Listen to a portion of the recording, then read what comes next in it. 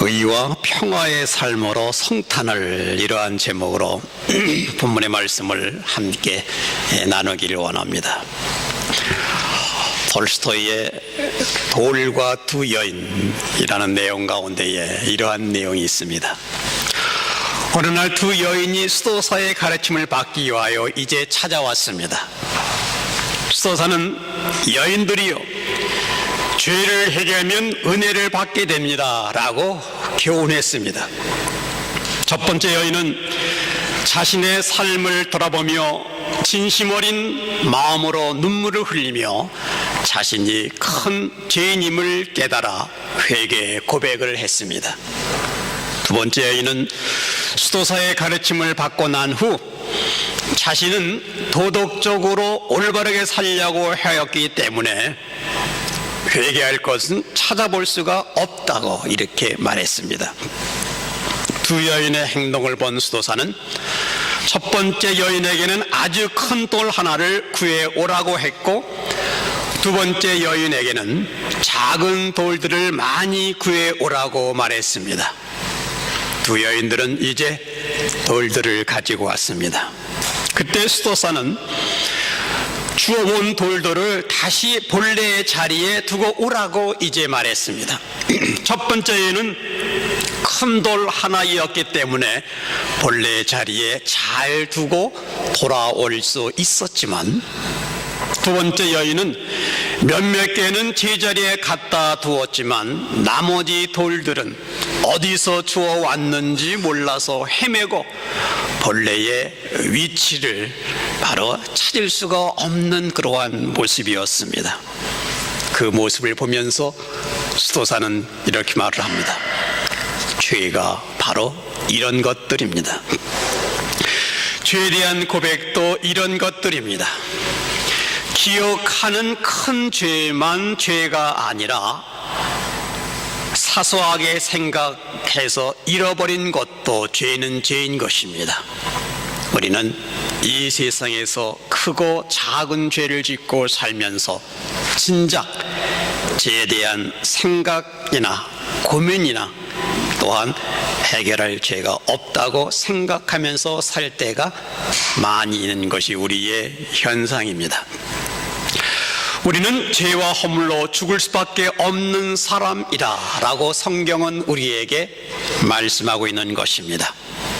오늘 본문의 말씀 이사야 11장은 기원전 700년 뒤에 이사야가 보았던 메시아 탄생인 예수 그리스도의 탄생을 통하여 인류를 구속하시고 마침내 이 땅을 다스릴 것을 예언하시고 선포하고 있는 그러한 말씀이 본문의 말씀인 것을 보게 됩니다. 본문의 시작 1절은 이렇게 시작합니다. 이새의 줄기에서 한 싹이 나며 그 뿌리에서 한 가지가 나서 결실할 것이요. 이새의 혈통에서 가장 높은 지위에 부름받는 새싹 메시아가 바로 이 땅에 태어나는데, 이세라는 사람 후손을 통하여 메시아가 온다는 그러한 말씀인 것입니다. 이사야서에서 등장한 이새는 마태복음 1장 3절 말씀에 기록하기를 다윗의 아버지라고 기록되어 있습니다.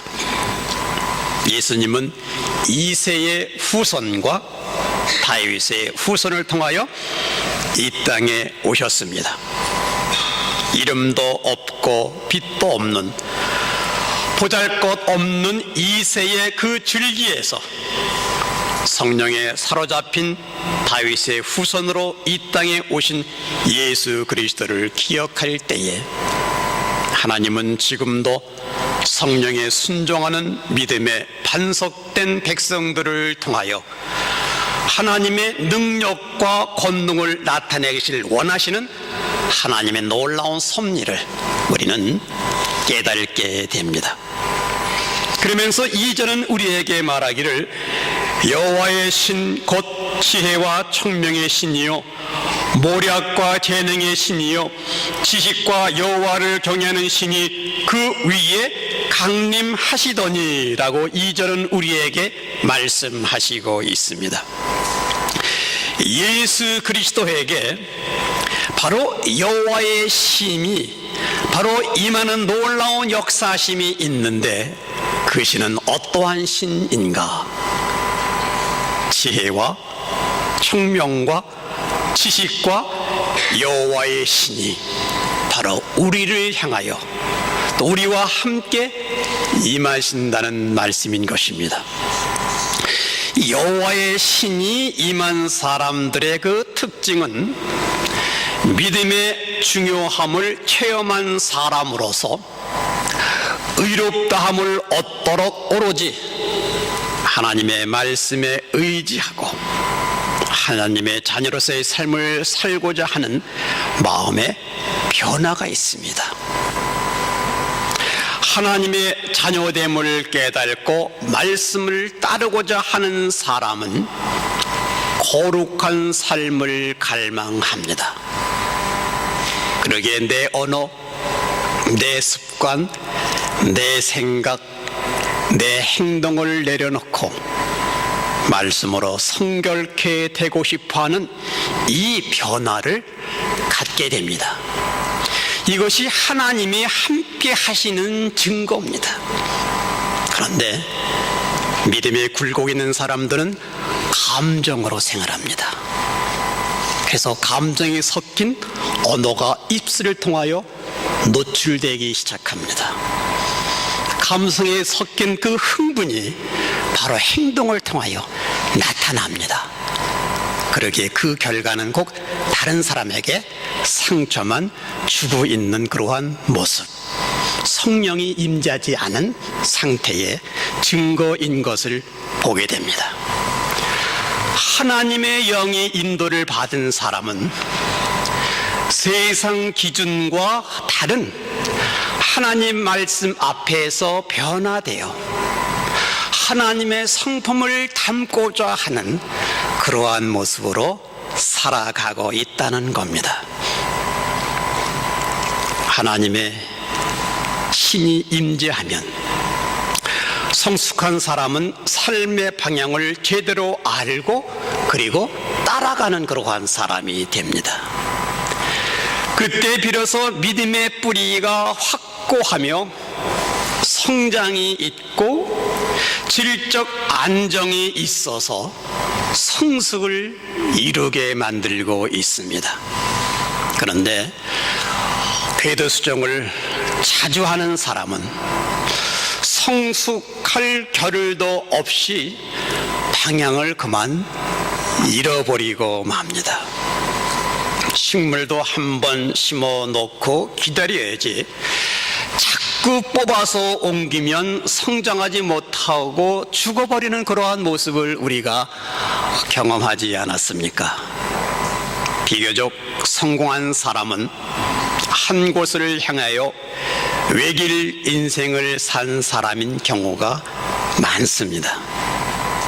인생은 실수의 연속 가운데에 성장하지만 하나님을 믿는 성도로서의 그 방향과 목적이 분명하면 어려움이 산재해 있다 하더라도 방향을 잃지 않고 그 길을 변경하지 않고 살아갈 수가 있습니다. 결과적으로는 성장과 그리고 열매를 얻어낼 수가 있습니다. 이처럼 저와 여러분에게도 동일한 하나님의 신이 바로 임하는 놀라운 축복을 우리는 경험하게 됩니다. 예수님은 여호와의 신으로 이 땅에 오셔서 구속의 사역과 위대한 평강의 사역을 바로 시작하신 분입니다. 그러기에 우리가 하나님의 사람으로서의 아름다운 평강의 사역을 이룰 수 있는, 또 이루어야 되는 사명감을 갖고 있는 그러한 사람들입니다. 바로 1절과 3절은 메시아 예언이 그리스도를 통하여 이 엄청난 순간을 이사야가 선포하고 있는 그러한 장면을 우리에게 예언적 말씀으로 전개됩니다. 하나님 나라가 하나님 나라일 수 있는 그러한 본질은 성령 안에서의 완전한 의입니다. 그리고 평강입니다. 그리고 희락인 것입니다. 모든 인간에게는 완전한 의와 평강과 희락이 없습니다. 오직 성령 안에서 성령께서 저와 여러분들을 통치하심으로 말미암아 하나님의 평강이 사람들의 삶에 변화를 주시고 세상 역사와 사회를 주관하심으로 말미암아 이 땅에 임재될 하나님의 의와 평강과 희락을 성령 안에서 저와 여러분들은 맛볼 수가 있는 것입니다. 이 하나님의 신은 메시아에게만 임한 것이 아니라 메시아를 나의 개인의 구세주와 주님으로 영접하고 고백하고 있는 백성들에게 동일하게 하나님의 신이 임할 것을 성경은 우리에게 약속을 해 주셨습니다. 여호와께서 기름을 내게 부으사 주의 영이 메시아 되심으로 주님의 능력으로 완전한 공의와 하나님 나라의 평화를 실현하실 분으로 동일한 영으로 주의 백성에게 임하신다고 말씀하셨습니다. 그래서 우리는 권능을 받고 그리고 증인이 되는 그러한 삶으로 살아가고 있는 그러한 사람들입니다. 그리스도를 신뢰함으로 의롭다함을 얻고 하나님이 나의 의가 되어 주심으로 말미암아 의를 사모하는 백성이 되어서 이제는 의의 길을 가도록 믿음 속에 강한 능력을 성령께서 우리 개개인에게 부어주셨습니다. 주님은 지금도 저와 여러분들이 의와 평화의 삶으로 희락의 삶으로 살아갈 것을 바로 기대하고 계십니다. 이 한 가지 예화가 우리의 마음을 도전합니다. 예수님이 이제 지상 사역을 마친 후에 천국문에 도착하셨는데 이 수문장 역할을 하고 있는 천사가 있었습니다. 그런데 이 수문장 역할을 하고 있는 천사는 예수님을 알아보지를 못했습니다. 그냥 일반 천사 중 하나라고 생각했습니다. 수문장 천사가 예수님께 이렇게 물었습니다. 그대의 임무는 무엇이었소? 예수께서 말씀하시기를 나는 세상을 구원하고 변화시키는 일이었소. 천사는 다시 묻기를 그래서 그대는 임무를 다 마쳤소? 주님은 대답하기를 다 마쳤소이다. 아니 그러면 벌써 세상을 다 복음화가 되었고 복음화가 된 그러한 모습이었단 말이요?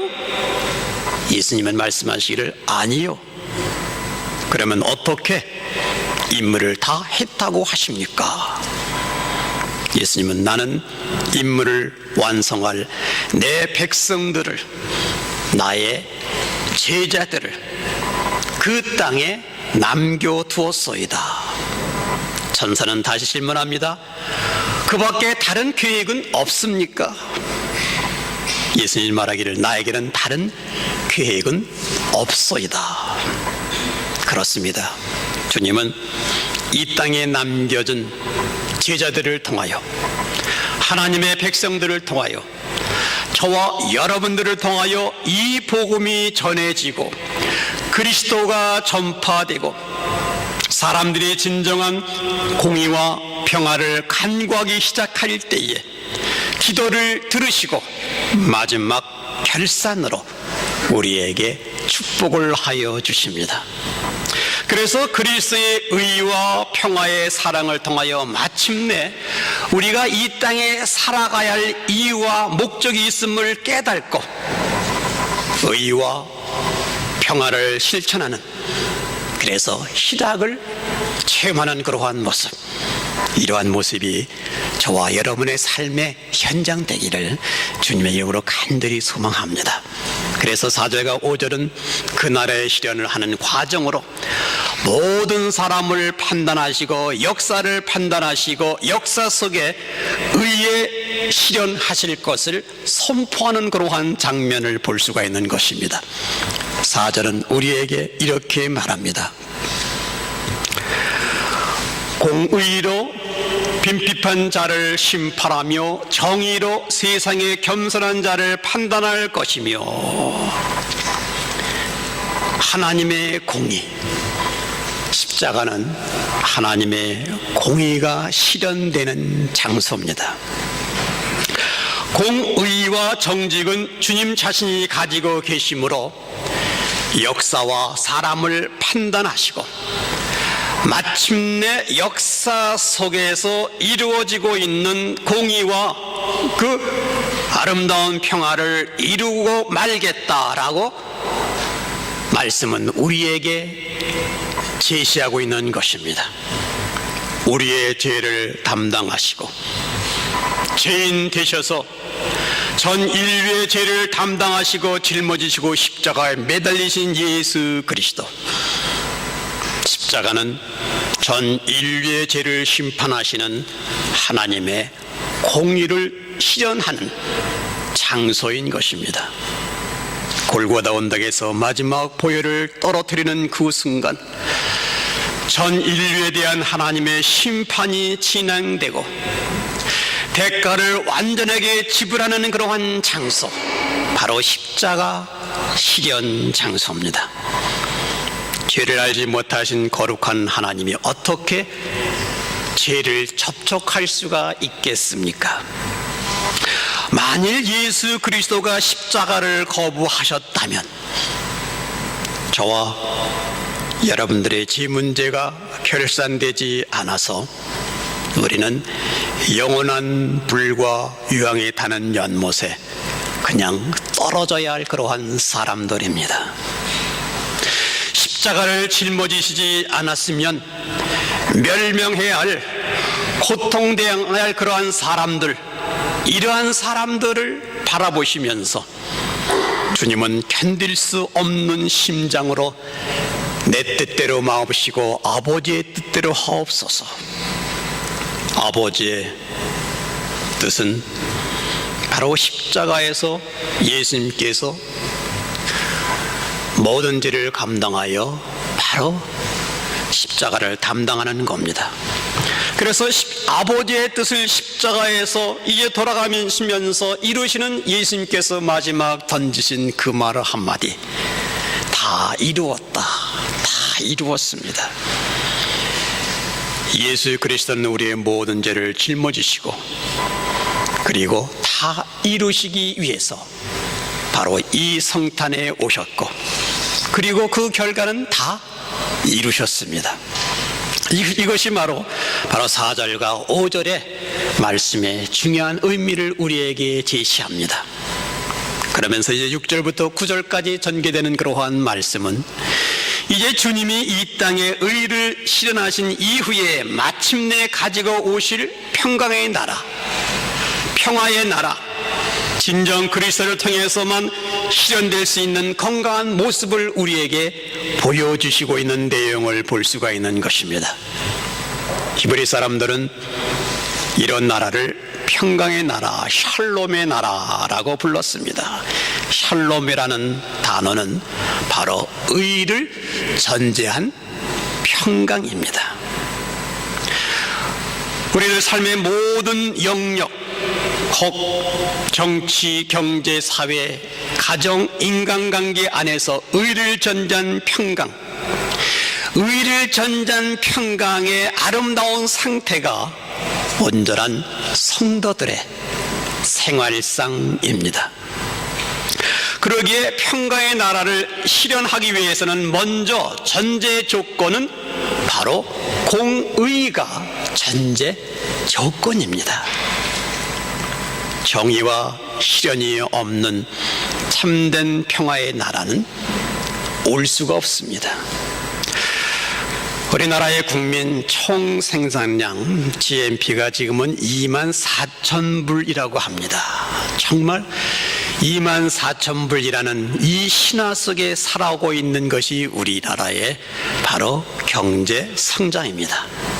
대단한 경제 발전을 이룬 그러한 나라입니다. 우리나라가 참 가난했습니다. 필리핀보다 더 우리가 못 살았던 그러한 나라입니다. 과거 우리 민족은 배고픈 민족이었습니다. 그래서 우리의 부모님들은 대화의 내용 속에서도 모든 것이 다 죽겠다로 통했던 그러한 생활상 아닙니까? 좋은 것도 좋아 죽겠다, 싫어 죽겠다, 다 죽겠답니다. 잘 살기를 바랐던 의식을 우리는 잘 살아보세, 잘 살아보세 라는 구호 속에서 사실 새마을 운동이 전개돼서 모든 국민이 이제는 잘 살게 되는 그러한 생활상들을 보게 됩니다. 그런데 잘 살아보세 이 구호와 함께 빠진 것이 있습니다. 잘 살고 돈만 보면 되는 그러한 생활상 빠진 것이 있습니다. 바르게 살아보세 라는 구호가 빠져버렸습니다. 바르게 사는 것이 뭐 밥 먹여줘? 이런 스타일의 생각이었습니다. 잘 살아보세라는 이 내용은 강조가 있었지만 바르게 살아가는 의로운 생활 속에서 성장하고자 하는 구호가 빠졌던 우리의 의식 구조였습니다. 우리 민족의 삶에 있어서 의를 추구하려는 의식이 결여된 채 빨리빨리 경제만 성장시키고 잘 먹고 잘 사는 그러한 모습으로 성장시키기 위하여 질주하였던 우리의 생활상이었습니다. 사실 우리나라가 우리 문화 속에서 있었던 장유유서라는 윗어른을 존경하는 윤리가 존재했던 한국인이었건만 이제는 범죄와 전쟁을 선포해야 하고 이혼율이 범람하는 심각한 윤리적 타락을 경험하고 속고 속이는 한국인이 되었습니다. 이것은 의로운 삶과 정직한 삶의 실현 없는 평화만을 추구하였던 우리의 잘못된 모습이 아니었는가 이렇게 반성도 해보기도 합니다. 예수 그리스도를 믿는 하나님의 자녀들은 저와 여러분들에게는 이 평화라는 반대 개념은 불화가 아니라 죄입니다. 죄 문제 없이는 평화는 있을 수가 없기 때문입니다. 그래서 우리에게 찾아오시는 메시아의 그 초림을 통하여 2000년 전 이 땅에 오셨을 때에 먼저 죄 문제를 해결할 목적으로 예수 그리스도는 이 땅에 내려오신 것입니다. 그리고 재림을 통하여 주님이 주실 수 있는 평화의 나라를 실현하시겠다고 우리에게 약속해 주셨습니다. 그래서 그 약속은 본문 6절에 이렇게 시작합니다. 그때에 라고 말합니다. 그때에. 그때가 언제입니까? 공의가 실현되고 마지막 심판이 이 땅에 실현된 그 다음에 공의로 사람을 다스릴 것을 약속해 놓으셨습니다. 그래서 십자가는 하나님의 공의가 실현된 장소가 바로 십자가입니다.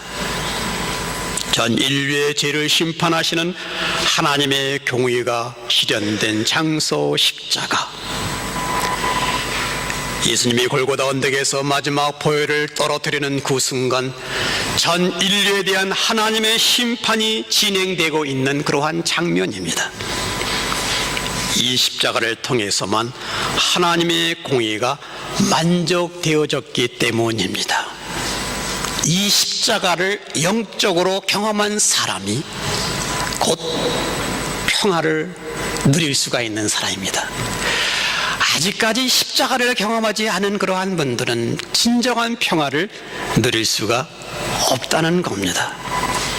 이 십자가에서 공의가 이루어졌음에도 불구하고 아직도 하나님의 공의를 끝까지 거절하고 불의 가운데에 살아오고 있는 그러한 역사, 혹 우리들의 삶의 내용이라면 하나님은 마지막에 심판하실 겁니다. 그렇기 때문에 우리는 무슨 일을 하더라도 올바르게 해야만 됩니다. 사업을 하더라도 올바르게 해야만 됩니다. 나중엔 다 바로 우리 손에서 떠나가 버리기 때문입니다.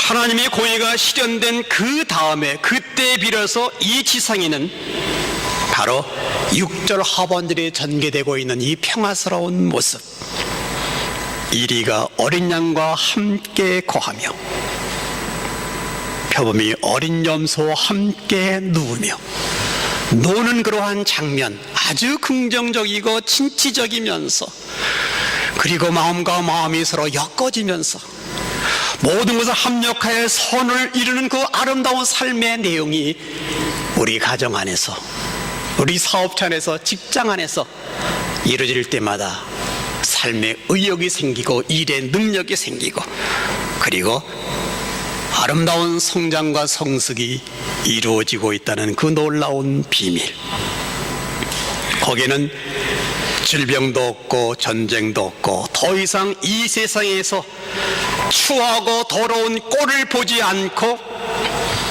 계약의 종로로 하지 않는 정의와 공의가 존재하는 희락의 아름다운 삶의 내용, 완전한 나라, 완전성이 실현되는 그러한 모습으로 존재할 겁니다. 그래서 예수 그리스도를 진정한 나의 구세주로 받아들인 하나님의 사람들, 평화의 주님을 우리의 삶에 영접하고 있는 하나님의 사람들은 의롭게 살아가며 평화롭게 살아가는 하나님의 사람인 줄 믿습니다. 우리는 아직도 의와 평화의 나라가 실현되지 않는 이 실현의 과정으로 의를 위하여, 평화를 위하여, 의와 평강의 백성이 되었다, 이 사실 앞에 여러분 감격스럽지 않습니까? 그래서 많은 사람들이 우리를 볼 때마다 저 사람이야말로 정말 그리스도이냐, 저분의 행동이야말로 정말 하나님의 자녀야, 그래서 나도 저 사람이 믿는 예수를 믿고 싶어. 이러한 고백이 내 주위에 있는 사람들로부터 내 귀에 울려진다면 얼마나 감격스러운 그러한 모습의 삶의 보람을 느낄 수가 있겠습니까? 이것이 주님의 비전입니다. 우리를 향한 비전입니다. 메시아의 비전은 메시아 나라를 이 땅에 가져오는 겁니다. 그래서 의로운 나라를 실현하기 위하여 우리 주님은 이 땅에 오신 겁니다. 이 성탄의 계절을 맞이하여 우리 자신의 삶의 내용도 좀 의롭게 바르게 살겠습니다. 이제는 평강의 사람으로, 의를 전제하는 평강의 사람으로, 희락과 기쁨의 사람으로 살겠습니다. 이러한 고백, 우리가 성탄의 계절을 맞이하며 살아가는 그러한 삶의 내용이 저와 여러분의 모습 되기를 주님의 이름으로 축복합니다. 기도하겠습니다.